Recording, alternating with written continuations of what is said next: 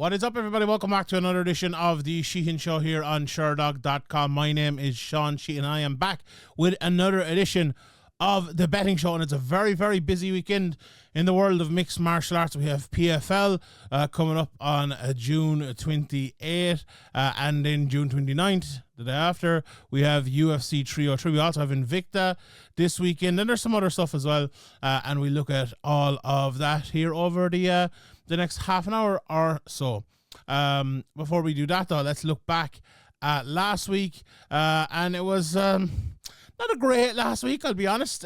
It's funny, over the last 3 weeks, we've had 4 fights that didn't happen. 4 fights that were just cancelled between me recording and the obviously the nights of the fights. But even these were all, I think, very, very close. And we had 2 this weekend, so we'll get to that in a second. But before that, we've actually had 5 in the last 5 weeks, I think. And before that, I'm looking back here through the record, and it's all the way back to the when Ian Garry fought back in whenever the last time he was fought. There was 1 or 2 there. The Valmir, the Silva fight over in one championship didn't happen. And that's near the start of the year. I'm looking at my things here, so it's funny because it feels like MMA fights are always falling out last minute, but we very rarely have bets fall out. But we've had a real spate of them here over the last few weeks, and it's unfortunate. The biggest one last week that didn't happen was the Sarah Collins one. I spent about 10 minutes waxing lyrical, said that's the best bet we'll ever have at minus 163. I was actually. I don't know if I said it on the podcast last week, but I did see it. It had gone into actually minus 155 at one stage, and I was like, oh my God, I couldn't believe the price, but that didn't happen. The other bet I had was Sadibou C over Tom Breeze. Sadibou C did fight, and he did win, didn't he? Yeah, he did, but I'm not counting that bet as a win. I think that'd be unfair. It was... I'm pretty sure his price was significantly different. I'd probably be able to find out, but it wasn't the bet I gave, so I'm definitely not taking that. So aside from that, I gave you extra bets last week, so the Flier, as always, didn't hit. Johnny Walker round 1 knockout. Not quite. It was the other way around. Pavlovich to get the knockout. Not quite, as I said. And then we'd Norbert Navini and Sinead Kavanagh. Both, I would class as somewhat unfortunate. Now, the Norbert Navini one, not really, because I think it could have been, probably should have been a draw, but I don't think it wouldn't have fight in any way. Although, the second was close as well, but no, that's fair enough. Sinead Kavanagh, look, Sinead was on her way to winning that fight, and she got caught with 2 beautiful shots, and fair play to Arlene Blinkow. That was the way she fought, and she deserved to win, no doubt about it, but another bad bet from us. But we did hit our parlay as well. The parlays have been going well. I actually don't have one this week. Maybe I'll throw one in at you in the middle of the podcast, but Impa Kasanga and I, Rob Wilkinson at minus 134. I thought that was great value, and it turned out to be, and that one hit. So we had 1 bet from last week hitting, and 3 unfortunately didn't. Have I done them? I have done the maths. That's 48 of 95 overall in the year, which is just over, is it? Am I right? Yeah, it's just over at 50%, so I'm not too bad.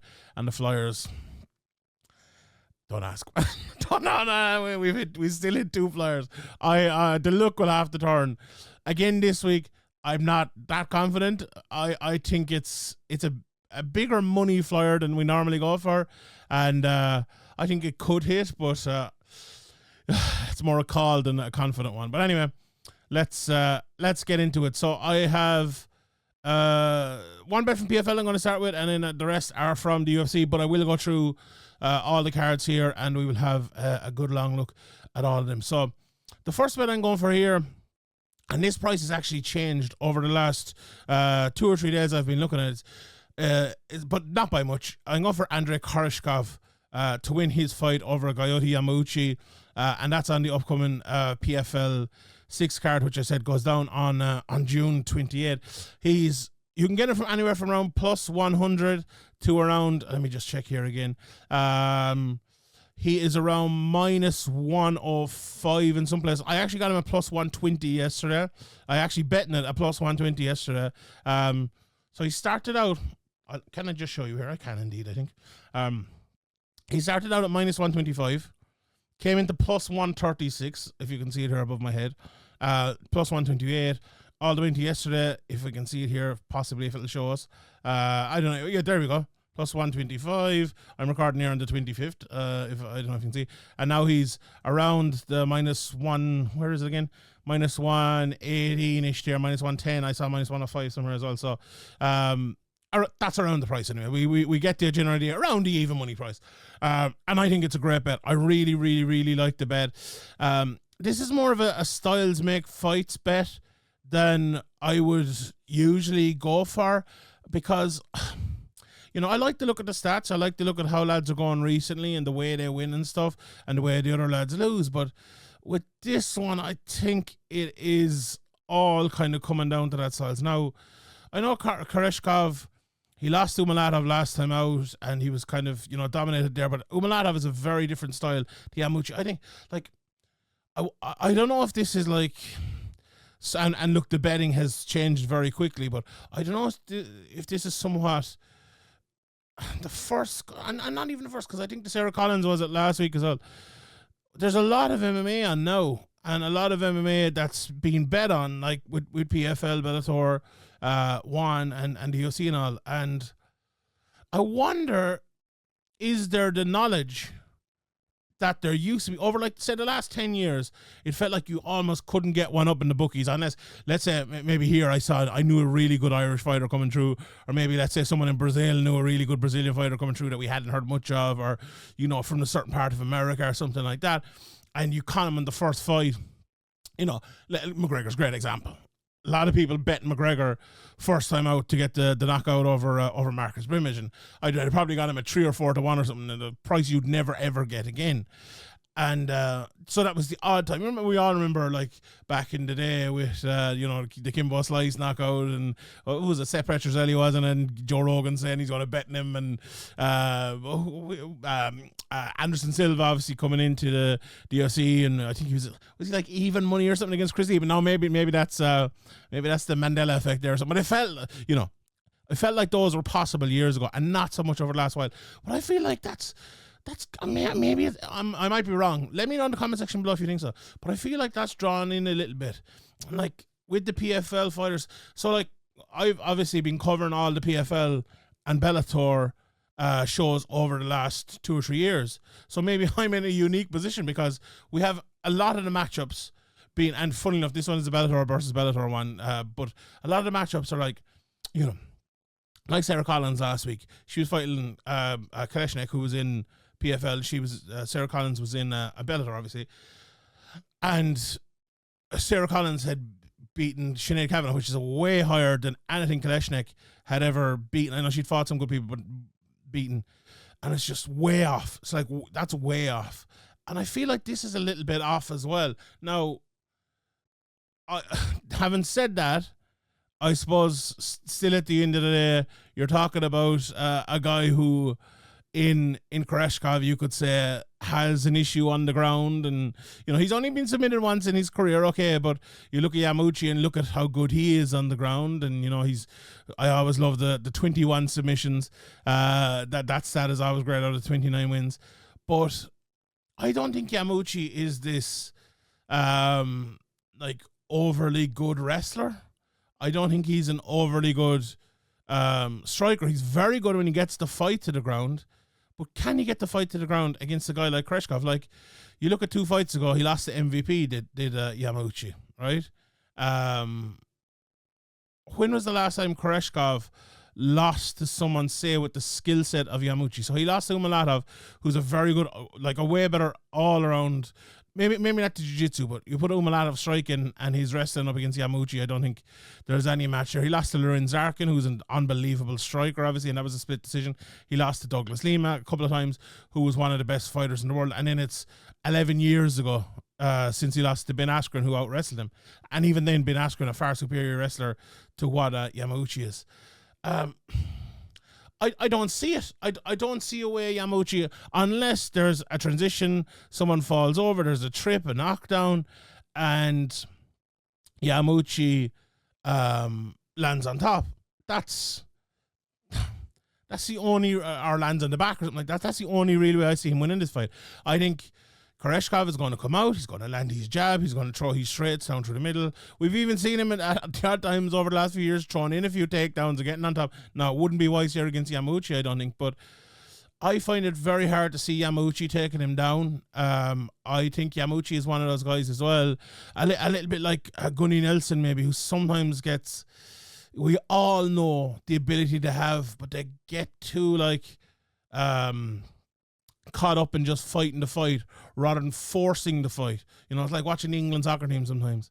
And that's very harsh now. I apologise to both lads, but I feel like that sort of fight where it is a kind of a control fight, a win the small striking battles fight, a 15-minute stand-up fight, Koreshkov is going to win that fight every single day, every day. I think this should be closer to, and it's only because he lost, I think, last time up, but I think this should be closer to probably a minus 250, minus 300 even matchup for Koreshkov. Now, it might be way off, and maybe there's people out there seeing something I don't. Like, and not to put down Yamauchi or anything, you know, I said he wasn't as good a striker or grappler as other people, and I stand by that, but he is a good striker and a good grappler. Like, he's very good grappler, obviously very good jiu-jitsu, you know, okay, takedowns, like, and a good striking, but his striking is nowhere near Koreshkov's striking. Like, his wrestling is probably better than Koreshkov, but not, like, Koreshkov's takedown defense is something that has improved massively over the years. So, yeah, I love that price. And that's the first bet of the week. Andrey Koreshkov. I have a plus 120. I'll give you that, but he's around the even money price to win that fight. At the end, we'll go back and we'll circle around and talk about the rest of PFL. But now onto the UFC for the second bet. And I'm going for Anthony Smith to beat Roman Dolidze at plus 110. Now, I've constantly bet against Anthony Smith and constantly lost, so maybe that's a part of this as well. But I just think, look, both of them are taken on relatively short notice. Anthony Smith has a little bit more notice, and I think he's maybe a little bit more game bred, if you want to put it that way, to steal a phrase. I think he will react better to the short notice. And we spoke recently about another fight like this, like who will respond better to the short notice type things. And sometimes you just have a feel. Do you know what? Maybe it was even Anthony Smith before, but I just have a feel that he will. We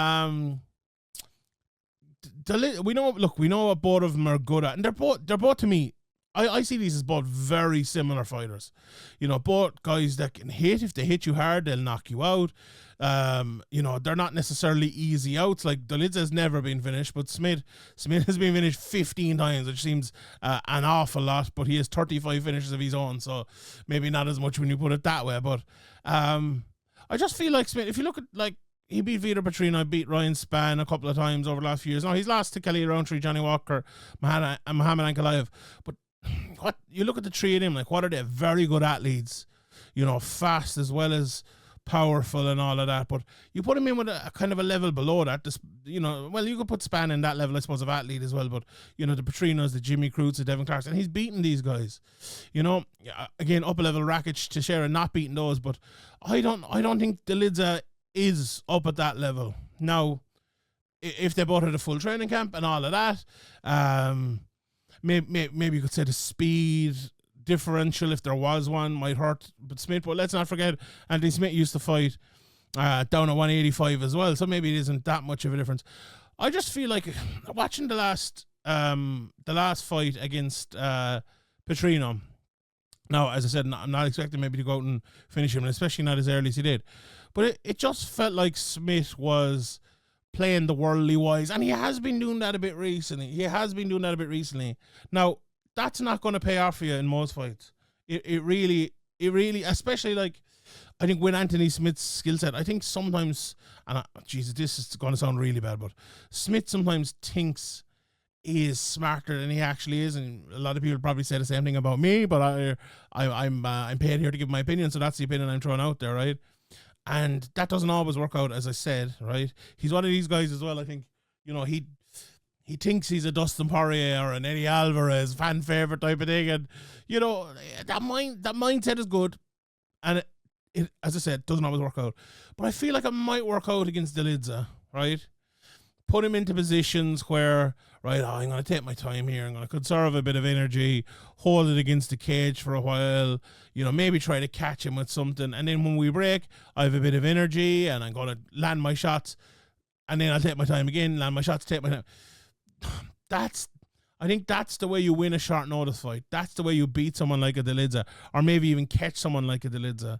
So I look at this fight, and there's two ways I look at this, right? Really, I think the style of Smith, where he will be conservative enough and maybe not get hit as much as I think he normally does, maybe in fights, because it's short notice, will serve him well here. And I just don't think Delidza is that high of a level. Now, let's say him at middleweight versus Smith at light heavyweight, who's higher level? Well, you could argue Delidza. I don't think Smith is that high level either, if I'm being terribly honest, right? But on short notice, up a weight class, to beat a guy like Anthony Smith, you know, maybe you just have to be that little bit of a higher level, and I don't think he is. So I'm going for Smith in that one, plus 110 as the underdog to win there. Right, let's get to the next bet number 3. And I'm going for MBS, Mayra Silva, and she's minus 130 to win her fight over Macy Chiasson. There's a very simple kind of reason, I think, why I'm giving this, and it's, I don't know whether this is right or wrong, right? So she went in there, did Bueno Silva, and she looked absolutely horrendous against Raquel Pennington. But before that, you know, the results weren't always great and on. You know, she beat Holly Holm, she beat her pretty easily, and she'd won 4 in a row, including that. But she'd lost to Fiero and others before that, but gone up the weight. And she looked really good. She was finishing people all over the place, submitting people left, right, and centre. And I was thinking, right, with Nunes away, obviously with Kayla Harrison not signed yet, like, she's going to be the champion here, right? She's going to be champion. And I don't know if I gave you the price or not, but minus 130 if I didn't give it to you. And I think we've talked about this a few times, and you could even talk about it maybe with the Koreshkov one from earlier on. When someone doesn't perform in their last fight, or performs badly, or just loses even, it feels like there's a big reaction to that, right? And for me, there's no doubt about that this is an overreaction to that. Like, she's fighting Macy Chiasson here, who, no doubt about it, is a good fighter, right? But why are we putting them close in the betting? Because Bueno Silva lost to Raquel Pennington by decision last time out. Well, Raquel Pennington finished Macy Chiasson. Irina Aldana finished her. Lena Landsberg beat her. You know, she's lost all of those people. Okay, she's some good wins, especially the Norma Dumont win. Now, if memory serves me correctly, a very close decision that could have gone the other way, but she's beaten Penny Kinsad as well. You know, some good wins. Shani Young is a good fighter, no doubt about it. But is Macy Chiasson of the level of Mayra Bueno Silva that she showed up until that last fight? I don't think she's anywhere near it. Now, I think maybe the size might play an issue, or might play a part, and maybe that'll help. She's much bigger, you know, but she didn't really have that problem with Holly Holm. I know Holly maybe not tall, but Holly's very well built and very strong as well. Yeah, I think. Look, I think Chiasson will. She's well rounded, and she'll obviously try to stay away from the submission. She might try to submit her herself, like, but she's not going to try to stay away from the submission game of Bueno Silva. Maybe try to stay on the outside. But Bueno Silva then has gotten very good at kind of closing that distance and hitting people. And she's only one knockout, but she does hit very hard. I think this is going to be one of those fights where I'm just checking now. I actually wasn't up earlier on when I checked it, but the win by submission is up. Bueno Silva to win by submission. She's plus 275 one place, plus 410 in the other place. I think it'll probably be closer to the plus 275 there. I think she'll definitely win by submission. And I think she'll probably knock her down, pull her down, hurt her, and win by submission. I don't know. I don't know why this fight is so close. She's actually moved in now. I'm going to adjust my price here. She's actually plus 100 now, plus 100 here. So, that to me is an absolutely crazy price altogether. I don't know why it's that close, and I think Bueno Silva will win that one handily enough. Let me know. As I said, let me know in the comment section below. Let me know as well your one bet for this weekend, UFC 303 especially. Let me know your bet for that. But next one I'm going to go for here, bet number 4 is Ian Garry, straight up. I think it's a it's a great price. Minus 138 to beat MVP, and the biggest reason I get for this, like, so maybe people might say, "Oh, you're being biased here, Sean. You're picking the Irish, I don't know." But anyone knows me, I've been a massive MVP fan for years. If you look, is it behind me? Where is it? There's just somewhere around anyway. I have an MVP poster hanging up here. I've been a massive MVP fan for years. I've interviewed him. I interviewed Ian Garry. But I like both of them really. So there's no real bias there at all. I have a little feeling that Ian is just going to be a little bit too much for him in terms of the size, right? And the ability to close the distance well. And that jab as you come inside with the power. And another thing as well, and I don't know, I was discussing this with my colleague Graham over in the Severe Man podcast this week, and he kind of snapped back at my point and made some good points. So if you haven't listened to that, please check it out. But I think MVP would have beaten Kevin Holland a lot more easy a few years ago, right? So a lot of people coming into that were calling for a Kevin Holland win. I was like, not a hope. Like, MVP is going to win that fight. And I think I gave him as one of my bets here, and I know a few people betting it. But watching back a bit of that fight, it was MVP made it look pretty easy, to be honest, and he beat him. But there was at times where Kevin Holland had a chance in that. And with MVP's quality, I don't think a fighter like Kevin Holland should have a chance against him. Now, Ian Garry is night and day better of a fighter than Kevin Holland. Like, just so much. Like, he'd make mincemeat of him. He'd jab the face off him, take him down whenever he wants and beat him up, right? No doubt in my mind about that. No, very different, styles make fights, obviously. But I think the fact that Kevin Holland was able to get him in any way, if you put Ian Garry in a similar situation, he's not going to do it once or twice or three times in a fight. He's going to be relentless at doing it. Like, Ian Garry's an unbelievable cardio base as well. Just so good. He never gets tired. He's really, really, really, really good. And I just feel like he's going to walk him down a little bit, land the jab inside. And a lot of people probably thinking, Shawnee, like, if anyone's going to be the MVP, he's going to take him down. Now, it'd probably be smart for Ian for that to be part of it, no doubt about it. And I do think it should be part of it, but I think the jab is actually a bigger part of it. I think walking down the strike and taking away the striking of MVP is probably a bigger part of it, unless it's, non-stop, go out, close the distance, immediately take him down as a game plan. That if that's possible, it absolutely can work. No shred or doubt about that. We haven't seen it, but if it's, if it's doable, it's doable. But yeah, I'm not betting on this because I think Ian Garry can take him down. I actually do think Ian Garry can take him down, but I'm betting on because I think Ian Garry can actually break into his striking and win that way. So that's it. That's bet number 4 of the week, and it's Ian Garry to win via just to win straight up minus 138. Okay, bet number 5, the flyer of the week. And I'll do you know what? Let me just check this price again just to make sure that it is still correct. Oh, it's it is actually, it's still correct. So it's plus 1,200, 12 to 1. I know some people were giving out to me last week for the pluses. So 12 to 1. Jiri Prochazka to win via submission. Now, people are probably saying, Shawnee, what are you talking about? They fought before. Pereira knocked him out, and he'll probably do it again. Now, you might be right? But the bookies, straight up price is Pereira minus 150-ish, plus 120 for Prochazka. So very close. Almost a pick'em fight. And what's the reason for that? Well, I think there's 2 clear reasons for it, right? One of them factual, and one of them maybe we're reading into it a bit. So I'll give you the read into it a bit first. Me reading into the preparation, I feel like Jiri Prochazka was preparing.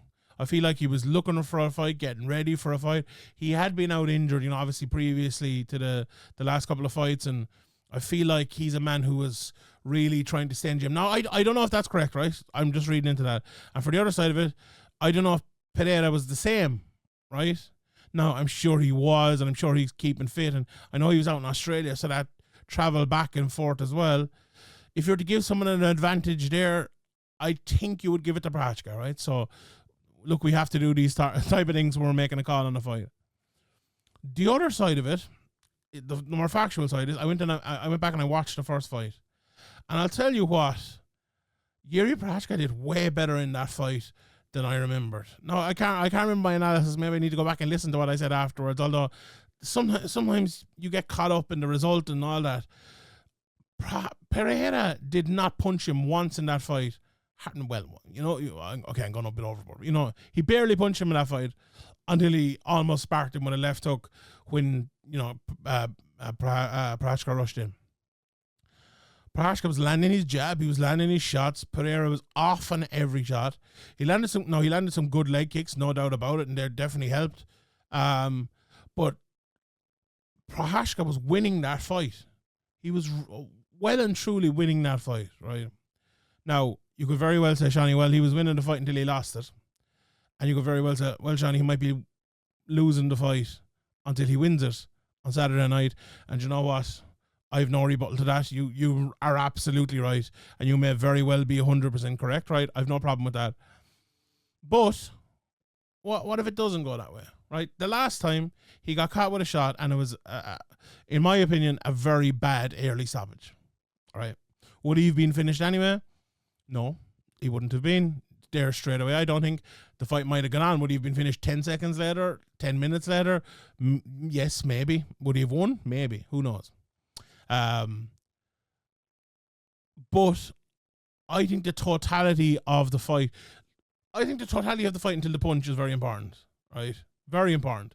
You can't discount the punch. You can't discount this fight will go the exact same way as it went the last time.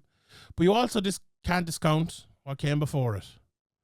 And I think what came before it was a really, really, really tough matchup for Pereira. I don't think he'd met anyone like that in the UFC before. Like, even at Adesanya, he knew what to expect from Israel. He knew what to expect from him in terms of he's a very good technical striker, and it's a technical matchup and all of that.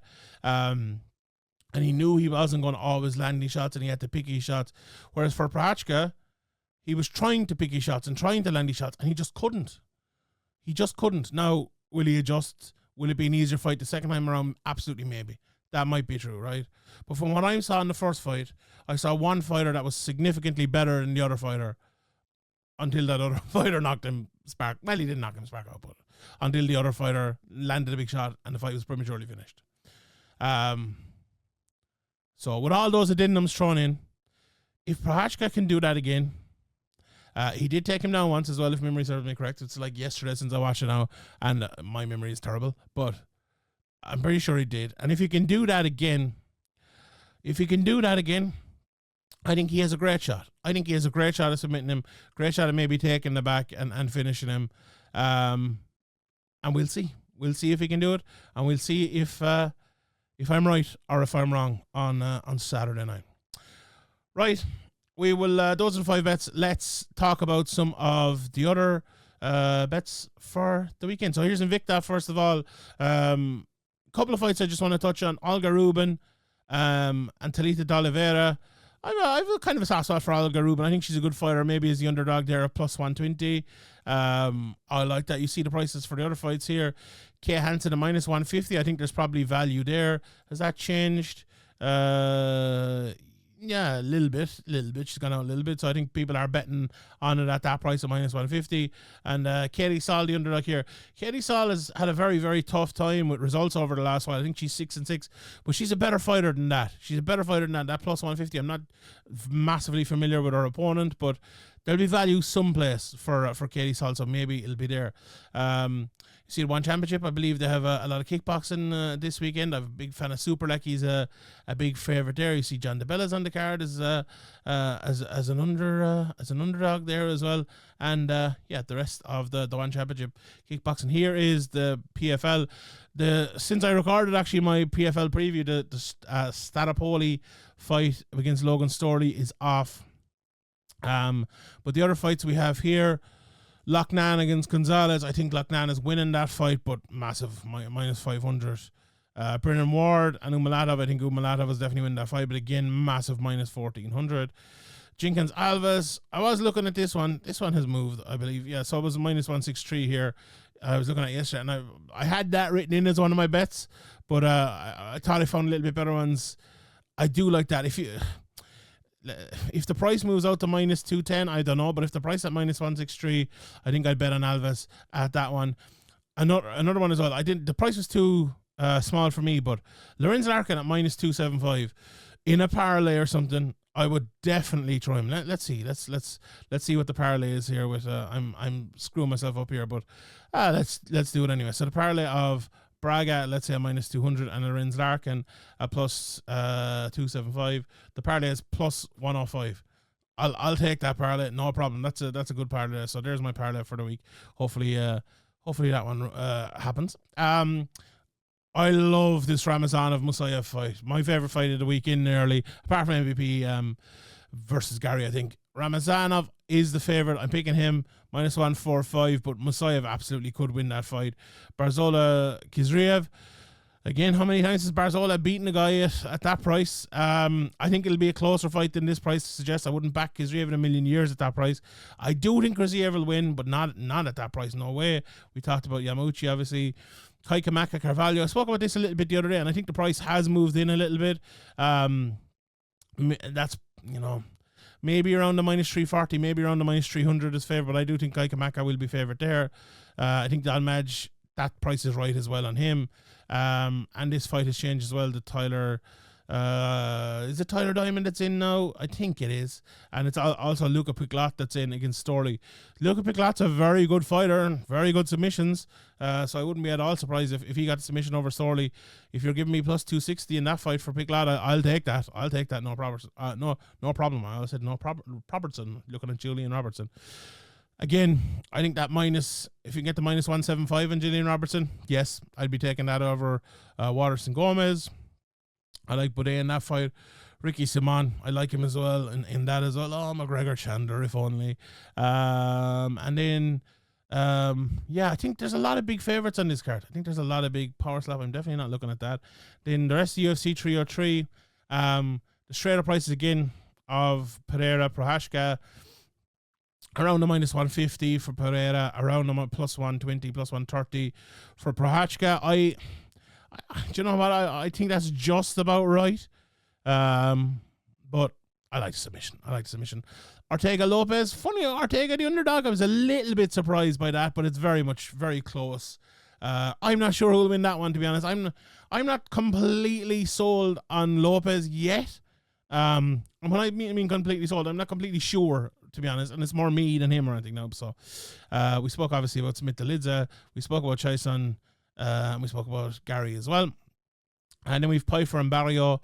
I like Pfeiffer, to be honest, in that fight, although you never know. He lost last time out. Barrio could come in there. Jordan and Silva, I do like Jordan as well, but what's that one to go to a decision? Maybe. Do we have it? No, there's no price on that one up yet. Feely Swanson, I would fancy Feely in that as well. If it was a few years ago, maybe not. But Peyton Talbot, oh God Almighty, that's a big favorite there. That's a big favorite. So I wouldn't be betting him on that. But he's a great young fighter, and I'm sure he'll do very well there.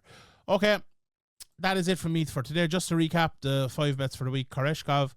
Plus 120, plus 110 for Smith, plus 100 for Bueno Silva, minus 138 for Ian Garry, and the Prochazka submission at plus 1200. And what was it?